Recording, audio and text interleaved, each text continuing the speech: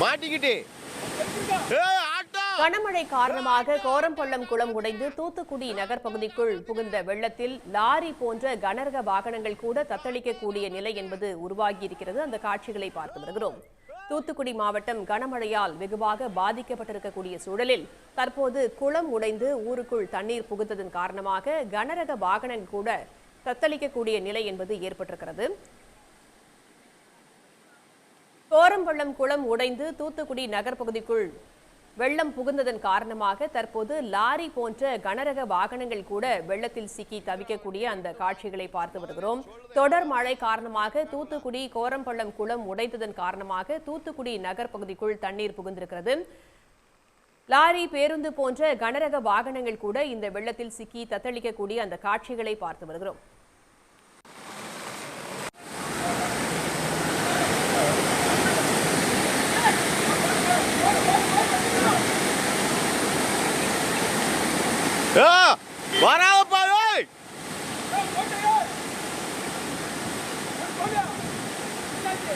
மாட்டிக்கிட்டு auto auto ஆட்டோவை காப்பாத்துங்க, ஆட்டோவை காப்பாத்துங்க,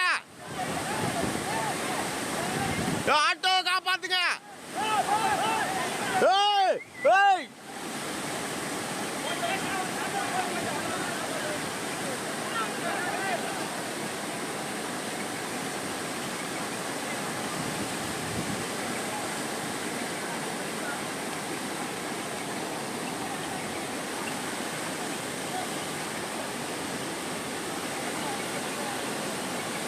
இந்திரா வண்டி ரெண்டும் மாட்டிக்கிடுச்சு. முதல்ல சொல்லுது ஏன்னா வராது ஏன்னா கேட்கானுங்களா. கனமழையால் தூத்துக்குடி கடுமையாக பாதிக்கப்பட்டிருக்கக்கூடிய சூழலில் தற்போது நாம் பார்த்து கொண்டிருக்கக்கூடியது தூத்துக்குடி கோரம்பள்ளம் என்ற இடத்தில் இருக்கக்கூடிய அந்த காட்சி. கனமழையால் ஏற்பட்ட அந்த வெள்ளம் காரணமாக கோரம்பள்ளம் குளம் உடைந்து தூத்துக்குடி நகர் பகுதியில் தற்போது வெள்ளம் புகுந்திருக்கிறது. கனரக வாகனங்கள் கூட அந்த வெள்ளத்தில் சிக்கி தத்தளிக்கக்கூடிய அந்த காட்சிகளை பார்த்து வருகிறோம். இந்த நிலையில் தற்போது மீட்பு படகு ஒன்றில் சென்றவர்கள், மீட்பு குழுவினர் ஆட்டோ ஒன்றை மீட்கக்கூடிய அந்த காட்சிகளை பார்த்து வருகிறோம். கோரம்பள்ளம் குளம் உடைந்து தூத்துக்குடி நகர் பகுதிக்குள் வெள்ளம் புகுந்ததன் காரணமாக பேருந்து, லாரி போன்ற கனரக வாகனங்கள் கூட அந்த வெள்ளத்தில் சிக்கி தத்தளிக்கக்கூடிய காட்சிகளை பார்த்து வருகிறோம். மீட்பு பணிகளும் இதனிடையே நடந்து வருகின்றன.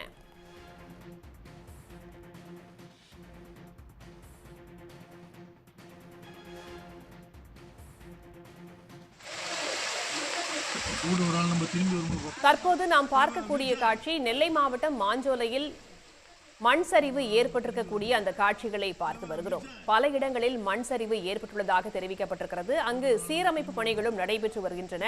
தீவிரமாக அந்த பணிகள் நடைபெற்று வருவதாக தெரிவிக்கப்பட்டிருக்கிறது. நெல்லை மாவட்டம் மாஞ்சோலையில் வரலாறு காணாத மழை பெய்திருப்பதன் காரணமாக கடும் சேதம் என்பது ஏற்பட்டிருக்கிறது. பல இடங்களில் மண் சரிவு ஏற்பட்டதன் காரணமாக போக்குவரத்தும் துண்டிக்கப்பட்டிருக்கிறது. மண் சரிவு ஏற்பட்ட பகுதிகளில் சாலை சீரமைப்பு பணிகள் என்பது துரிதமாக நடைபெற்று வருவதாகவும் தெரிவிக்கப்பட்டிருக்கிறது. தென் மாவட்டங்கள் 4 மாவட்டங்களில் கடுமையான பாதிப்புகளை கனமழை ஏற்படுத்தி இருக்கக்கூடிய சூழலில் நெல்லை மாவட்டம் மாஞ்சோலை அருகே வரலாறு காணாத மழையின் காரணமாக கடும் சேதம் என்பது ஏற்பட்டிருக்கிறது. பல இடங்களில் மண் சரிவு ஏற்பட்டதன் காரணமாக போக்குவரத்து துண்டிக்கப்பட்டிருக்கிறது. அவ்வாறு சேதம் ஏற்பட்ட இடங்களில் தற்போது மீட்பு பணிகள், சீரமைப்பு பணிகள் நடைபெற்று வருகின்றன. தீவிரமாக அந்த பணிகள் மேற்கொள்ளப்பட்டு வருவதாகவும் தெரிவிக்கப்பட்டிருக்கிறது. கடந்த 24 மணி நேரத்தில் 55 சென்டிமீட்டர் அளவுக்கு அங்கு கனமழை பெய்திருப்பதாகவும் தெரிவிக்கப்பட்டிருக்கிறது. இந்த நிலையிலும் கூட மண் சரிவு ஏற்பட்ட இடத்தில் போக்குவரத்து துண்டிக்கப்பட்ட நிலையில் சீரமைப்பு பணிகள் தீவிரமாக நடைபெற்று வருவதாக தெரிவிக்கப்பட்டிருக்கிறது. நெல்லை மாவட்டம் மாஞ்சோலையில் கடந்த 24 மணி நேரத்தில் 55 சென்டிமீட்டர் அளவுக்கு மழை கொட்டி தீர்த்திருக்கிறது. இதன் காரணமாக பல இடங்களில் மண் சரிவு ஏற்பட்டு போக்குவரத்து துண்டிக்கப்பட்டிருக்கிறது. தற்போது அந்த பகுதிகளில் சீரமைப்பு பணிகள் துரிதமாக நடைபெற்று வருவதாக தெரிவிக்கப்பட்டிருக்கிறது.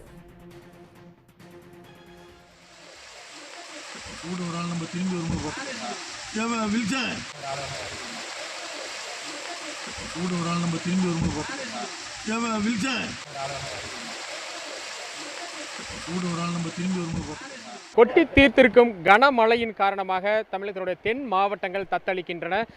தூத்துக்குடி, கன்னியாகுமரி, திருநெல்வேலி மற்றும் தென்காசி ஆகிய 4 மாவட்டங்களில் இடைவிடாது பெய்திருக்கக்கூடிய மழையால் இங்கு இருக்கக்கூடிய நீர்த்தேக்கங்கள் பெரிதும் நிரம்பி உபரி நீரானது வெளியேறி வருகின்றன. தற்பொழுது நான் இருக்கக்கூடிய இந்த பகுதியானது தூத்துக்குடி மாவட்டத்தினுடைய 2வது பெரிய நீர்த்தேக்கமாக கருதப்படக்கூடிய எப்போதும் வென்றான் நீர்த்தேக்கம் தான்.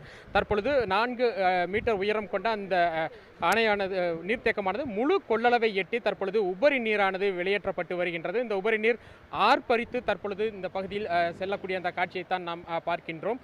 இந்த உபரி நீர் செல்லக்கூடிய பாதையில் இருக்கக்கூடிய மதுரை தூத்துக்குடி தேசிய நெடுஞ்சாலையினுடைய அந்த பழைய பாலம் என்பது சற்று பழுதடைந்து இருப்பதால் பாதுகாப்பு கருதி இந்த சாலையில் வந்து போக்குவரத்தானது நிறுத்தப்பட்டிருக்கின்றது. அதனால் எட்டயபுரத்தினுடன் இந்த சாலையில் வரக்கூடிய வாகனங்கள் அனைத்தும் நிறுத்தப்பட்டு மாற்று வழி பாதையில் திருப்பி விடப்பட்டிருக்கின்றன. குறிப்பாக கனரக வாகனங்கள் நீண்ட வரிசையில் இந்த பகுதியில் அணிவகுத்து காத்திருக்கின்றன. இலகுரக வாகனங்கள் மற்றும் கார்கள் மற்றும் மாற்றுப்பாதையில் திருப்பி விடப்பட்டிருக்கின்றன. தற்பொழுது இந்த ஆர்ப்பரித்து செல்லக்கூடிய இந்த தண்ணீரால் அருகில் இருக்கக்கூடிய கிராமங்களும் தண்ணீரில் மூழ்கி இருக்கின்றன. இப்போ இதுல போற தண்ணி எந்த அளவுக்கு போகுது, இந்த கிராமங்கள் எந்த அளவுக்கு பாதிக்கப்பட்டிருக்கு? காட்நாயக்கம்பட்டி, ஆதனூர், மிளகனத்தம், ஐயரொட்டி முள்ளூர், காட்நாயக்கம்பட்டி, ஆதனூர், மிளகனத்தம், ஐயரொட்டி முள்ளூர், அது வரைக்கும் கடுமையான தண்ணி, பெருவாரியான வெள்ளம், வரலாறு காணாத வெள்ளம். இந்த வருஷம் கடுமையான வெள்ளம், ரொம்ப மோசமாக இருக்குது. காட்நாயக்கம்பட்டி, ஆதனூர், மிளகனத்தம். இப்போ இவ்வளோ தண்ணி எங்கேருந்து வருது இந்த டேம்? இது வந்து கைத்தாறு பக்கம் கழுகுமலை, குருமலை ஏரியாவில் இருந்து தண்ணி இந்த லைன் தான் வரும். ஆமாம், குருமலை இருந்தது மட்டும் கோல்பட்டி கூட போகாது. கோல்பட்டிக்கு இங்கிட்டு எட்டயபுரத்துக்கும் தெற்க இந்த தண்ணி ஃபுல்லாக இங்கே தான் வரும். இப்போ உங்கள் வயசில் இதுக்கு முன்னாடி இந்த அளவுக்கான மழையை நீங்கள் பார்த்துருக்கீங்களா? பெஞ்சிருக்கேன். இதுக்கு முன்னாடி கிட்டத்தட்ட 25 வருஷம் 30 வருஷத்துக்கு முன்னாடி பேஞ்சு இந்த தண்ணி வந்து ஊருக்குள்ளே வந்துச்சு. அதுக்கு பிறகு இப்போ தான் இந்த தண்ணி வரலாறு தண்ணி இது. அப்போ விட இது இப்போ அதிகம் தண்ணி. அதனால் மக்கள் ரொம்ப பாதிப்பில் நிற்காங்க. பார்த்து செய்யுங்க. இப்போ இந்த ரோடு வந்து க்ளோஸ் பண்ணியிருக்காங்கல்ல, இப்போ அதனால் மாற்றுப்பாதைனா எந்த அளவுக்கு சுற்றிட்டு போகணும்? எந்த பாதையில் மாற்றுப்பாதையில் விட்றாங்க? இந்த ரோடு க்ளோஸ் பண்ணாங்க. இதுலேயும் நேராக பைபாஸ் தான். இது ஃபுல்லாக பைபாஸ். தூத்துக்குடி திருச்செந்தூர் வரைக்கும் பைபாஸ் தான். அதனால் இது மாற்றுப்பாதை கிடையாது. இந்த ஊரில் மாற்றுப்பாதை எங்கேயும் கிடையாது. இந்த ஊரில் இந்த ஏரியாவில் மாற்றுப்பாதை கிடையாது. மாற்றுப்பாதைன்னா அந்த லைனு, இப்போ விளாச்சில லைனு, கைத்தார் லைனு. இப்போ இந்த பழைய பாலத்தில் எப்போ இருந்து இந்த போக்குவரத்து நிறுத்தியிருக்காங்க? காலையில் ஒரு 6 மணி இருக்கும். பாலம் கொஞ்சம் ஆட ஆரம்பித்தோன்னே அப்படியே நிறுத்திட்டாங்க. இப்போ போலீஸாரெலாம் வந்து நிறுத்திட்டாங்க. பாலம் வந்து கொஞ்சம் கண்டிஷன் மாரி இப்போ தண்ணி கொஞ்சம் அதிகமாக போகிறனால பாலம் வந்து ஆட ஆரம்பிச்சிட்டு, மண் சிமெண்ட்டு ஃபுல்லாக அரிக்க ஆரம்பிச்சிட்டு, அதனால் வந்து பாலத்தை அப்படியே ஸ்டாப் பண்ணிட்டாங்க. கனரக வாகனம் எதுவுமே விடலை. உள்ள காரு பைக்கு மட்டும்தான் விட்டாங்க. இப்போ இந்த பாலத்தை அப்படியே ஸ்டாப் பண்ணிட்டாங்க. ஃபுல்லாக இந்த ஒன்வேல தான் விட்டுருக்காங்க. உங்கள் வீடு எங்கே இருக்குது? அங்கே எந்த அளவுக்கு அந்த தண்ணி பாதிப்பு இருக்குது? எங்கள் ஊர் பேர் வந்து கழுகாசலபுரம். ஃபுல்லாக தண்ணி வீட்டுக்குள்ளே ஃபுல்லாக ஏறிட்டு பானை சட்டி எல்லாமே மிதக்க ஆரம்பிச்சிட்டு, நாங்கள் வந்து பக்கத்து வீட்டுக்காரங்க அந்த மாதிரி வீட்டில் தான் இருக்கோம். இப்போ வந்து ஃபுல்லாக மோட்ரு போட்டு தான் வீட்டுக்குள்ளே இருந்து தண்ணியை ஃபுல்லாக எடுக்கும். இப்போ மழை எந்த அளவுக்கு பெஞ்சிருக்கு இந்த பகுதியில்? மழை நைட்டுலேருந்து சரியான மழை பார்த்துக்கோங்க. ஃபுல்லாக வெள்ளம் கரண்ட் ஓடிக்கி இருக்குது. ஊருக்குள்ளே எங்கள் ஊருக்குள்ளே இப்போ போக முடியாது. இடுப்பளவு தண்ணி இருக்குது. எந்த ஆளும் வந்து இப்போ வந்து ஊருக்குள்ளே வந்து பார்க்கவும் செய்யலை, ஒன்றுமே செய்யலை. கவர்மெண்ட் கொஞ்சம். எவ்வளோ வீடுகள் அது? எங்கள் வீடு 125 வீடு. ஃபுல்லாமே ஓட்டு வீடு, மண் வீடு தான். மண் வீடு ஃபுல்லாக இப்போ கரைய ஆரம்பிச்சிட்டு பாதி பேர் வீடு. இந்த பகுதியை பொறுத்த வரைக்கும் வரலாறு காணாத அளவிற்கான கொட்டி தீர்த்திருக்கக்கூடிய இந்த கனமழையால் தற்பொழுது இந்த நீர்த்தேக்கமானது முழு கொள்ளளவை எட்டி ஆர்ப்பரித்து செல்லக்கூடிய இந்த தண்ணீர் அடுத்தடுத்து இருக்கக்கூடிய கிராமங்களையும் சூழ்ந்திருக்கின்றது. அதே நேரத்தில் இந்த பழைய பாலம் பாதுகாப்பு கருதி முன்னெச்சரிக்கை நடவடிக்கையாக மதுரை தூத்துக்குடி இடையேயான இந்த பாலத்திலும் போக்குவரத்து என்பது நிறுத்தப்பட்டிருக்கிறது. கன்னியாகுமரி மாவட்டம் சுசீந்திரம் அடுத்த பரப்புவிளை பகுதியில் முழங்கால் அளவுக்கு தேங்கிய தண்ணீரால் 300க்கும் மேற்பட்ட குடும்பங்கள் பாதிக்கப்பட்டுள்ளனர். அந்த பகுதி மக்களை தீயணைப்பு துறையினர் மீட்டு வருகின்றனர். இது பற்றி விரிவான தகவலை தர காத்திருக்கிறார் செய்தியாளர் கோகுல். வணக்கம். அதாவது கன்னியாகுமரி மாவட்டம் நாகர்கோயில் சுசீந்திரம் பகுதியை அடுத்துள்ள பரப்புவிளை பகுதிகளில் தான் நாம் தற்போது நின்று கொண்டிருக்கிறோம். தற்போது இங்கு தேங்கி இருக்கக்கூடிய மழை அளவை நம்மளுடைய ஒளிப்பதிவாளர் முருகேசன் அவர்கள் காமிச்சு கொண்டிருக்கிறாங்க. கிட்டத்தட்ட பரப்புவிளை ஊரிலேருந்து ஸ்டார்டிங்லேருந்து தொடங்கி கிட்டத்தட்ட 1 கிலோமீட்டர் வரைக்குமே இந்த பகுதிகளில் வந்து இடுப்பளவானது தண்ணீர் தேங்கி இருக்கிறது. கிட்டத்தட்ட நேற்று காலை முதல் இரவு பெய்த மழையில் வந்து தேங்கிய தண்ணீர் தான் இது. இன்று காலை முதல் இன்று மாலை வரை வந்து தற்போது வரைக்கும் மழை பெரிய அளவில் இல்லாத போதிலும் தற்போது இந்த பகுதிகளில் இருக்கக்கூடிய இந்த இடங்களில் இருக்கக்கூடிய தண்ணீரானது இன்னும் வடிந்தபாட இல்லை. கிட்டத்தட்ட இங்கு இருக்கக்கூடிய 350க்கும் மேற்பட்ட குடும்பங்கள் வந்து கடும் சிரமத்திற்கு உள்ளாகி வருகின்றனர், கடும் பாதிப்பு உள்ளாகி இருக்கின்றனர். இங்கு பகுதியில் இருக்கக்கூடிய இந்த இளைஞர்கள் வேலைக்கு செல்ல முடியாத ஒரு நிலையும் ஏற்பட்டிருக்கிறது. அநேகமாக இந்த பகுதிகளில் வந்து சிறுவர் முதல் பெண்கள் முதல் என 300க்கும் மேற்பட்ட பெண்களும் இருந்து வருகின்றனர். அவர்களுடைய இயல்பு வாழ்க்கையுமே தற்போது வந்து பாதிக்கப்பட்டிருக்கிறது. தற்போது நாம் நிற்கக்கூடிய பகுதிகளில் வந்து இந்த பகுதியை சார்ந்த அதிகமானவர் வந்து இணைந்திருக்கிறாங்க. மேடம் வணக்கம். இந்த பகுதிகளில் வந்து எவ்வளோ நாளாக வந்து தண்ணி தேங்கி இருக்கிறது? வெள்ளம் வந்து முன்பு இருந்ததை விட தற்போது வடிந்திருக்கா? என்ன மாதிரியான நடவடிக்கைகள்லாம் இங்கே வந்து அரசிட்ட வந்து எதிர்பார்க்கீங்க? வெள்ளம் வந்து நேற்றைக்கு எஸ்டர்டே 11 o'clockலேருந்து இந்த வெள்ளம் இருக்குது. இதை விட கொஞ்சம் கூடுதலாக இருந்துச்சு. இப்போவும் இடுப்பளவுக்கு தண்ணி இருக்குது. சுமார் ஒரு 7-8 வருஷமாக இதே மாதிரி தான் இந்த கிராமத்துக்குள்ளே தண்ணி வந்துகிட்டே இருக்குது. எங்கள் கிராமத்து ஜனங்கள் வந்து எல்லாருமே மேக்ஸிமம் ஆடுகள் கோழிகள் வளர்க்குறது அதையே நாங்கள் சார்ந்திருக்கிறோம். கால்நடைகளை சார்ந்து நாங்கள் இருக்கோம். அதனால் தண்ணி வந்தால் எங்களுக்கு வெளியே போக முடியாது. அதுகளை பாதுகாக்கவும் எங்களுக்கு வேணும். எங்களுடைய வாழ்க்கை முறையை அதை சார்ந்து தான் நாங்கள் இருக்கிறோம். அதில் வரக்கூடிய வருமானத்தை வச்சு நாங்கள் வாழ்ந்துட்டு இருக்கோம். அதனால் எங்களுக்கு இதை விட்டு வெளியே போனால் எங்களுக்கு வேறு வசதிகள் இல்லை.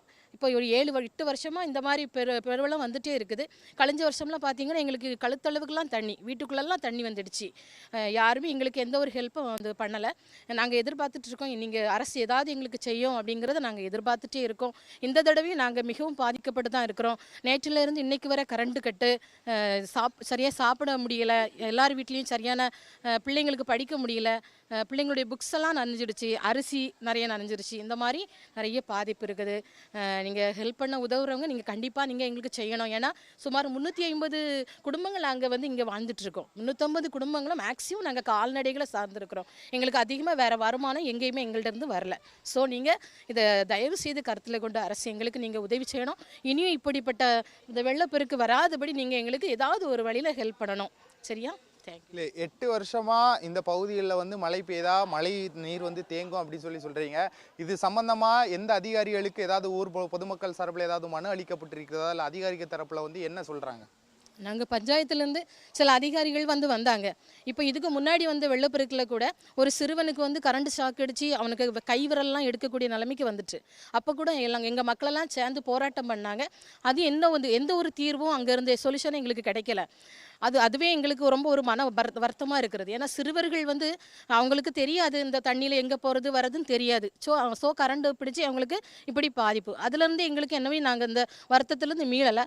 ஸோ அதுலேருந்து எங்களுக்கு எந்த ஒரு ஹெல்ப்புமே இது வரைக்கும் பண்ணலை. நிறைய பஞ்சாயத்து அதிகாரிகளெல்லாம் பார்த்துட்டு தான் போகிறாங்க. ஆனாலும் எங்களுக்கு கிடைக்கக்கூடிய சில உதவிகள் திட்டங்கள் எங்களுக்கு என்னமே கிடைக்கல.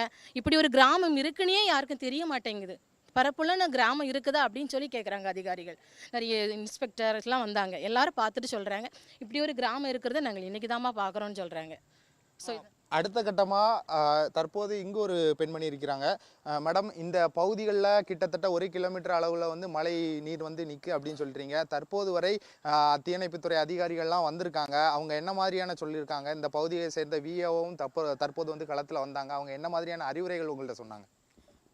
வாங்கன்னு சொல்லாங்க. ஆனால் நாங்கள் என்ன சொல்லுவோம், ஆற்றுக்கிட்ட ஒரு இந்த இது கட்டி கேட்கும், காம்பவுண்டு கட்டி கேட்கும். ஆனால் அது எந்த நடவடிக்கையும் எடுக்க மாட்டேங்காங்க.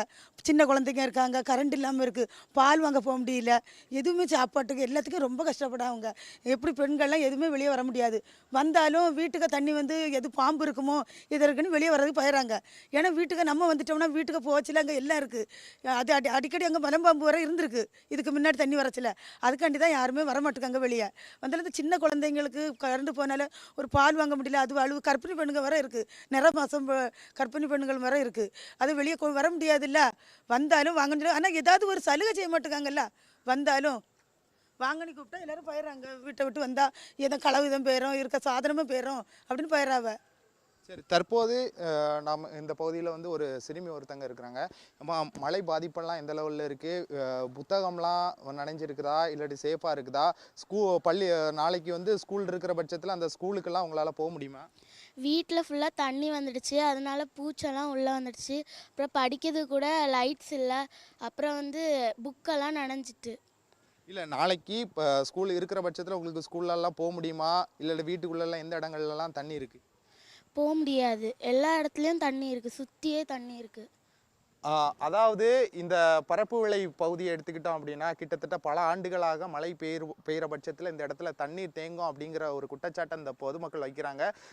தற்போது வந்து இந்த சம்பவ இடத்திற்கு வந்து இந்த பகுதியில் இருக்கக்கூடிய தண்ணீரை வந்து மின் மோட்டார் மூலம் வந்து அகற்ற வேண்டாம் அப்படிங்கிற ஒரு தகவலையும் இந்த பகுதியினர் வந்து நம்முடைய தெரிவித்திருக்கின்றனர். கோகுல், உங்களுடைய கால நிலவரங்களுக்கு நன்றி. சிவகாசியில் உள்ள பிரசித்தி பெற்ற பத்ரகாளியம்மன் கோயில் வளாகத்தில் உள்ள தெப்பம் நிறைந்து கோயில் வளாகத்திற்குள் புகுந்தது. இதனால் கோயில் வளாகம் முழுவதும் குளம் போல மழைநீர் சூழ்ந்து காணப்படுகிறது. கூடுதல் தகவலோடு இணைகிறார் செய்தியாளர் குமார். தற்பொழுது கோவில் வளாகத்தை வெள்ள நீர் சூழ்ந்திருக்கிறது. சிவகாசியில இந்தந்த இடங்களில் தற்பொழுது இயல்பு வாழ்க்கை எந்த அளவுக்கு பாதிக்கப்பட்டிருக்கிறது? எத்தனை அடி அளவுக்கு தண்ணீரானது தேங்கி இருக்கு? சிவகாசியிலிருந்து திருத்தங்கல் செல்லும் சாலையில வந்து சிவகாசி மக்களின் பிரசித்தி பெற்ற பத்ராளியம்மன் கோவில் உள்ளது. இந்த கோவில்ல வந்து உள்ள தெப்பம், கோயில் வளாகத்துல தெப்பம் இருக்கு. இந்த கோயில் நந்தவன பகுதியிலிருந்து மழை பெஞ்ச தண்ணீர் வந்து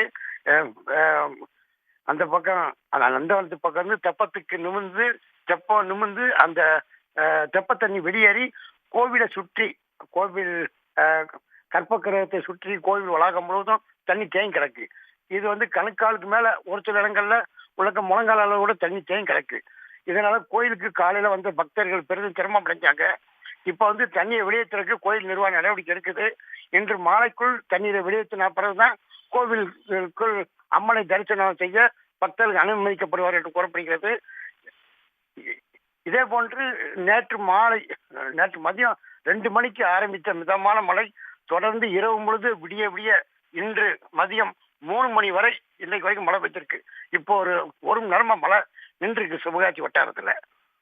இருந்த போதிலும் சிவகாசி வட்டாரத்துல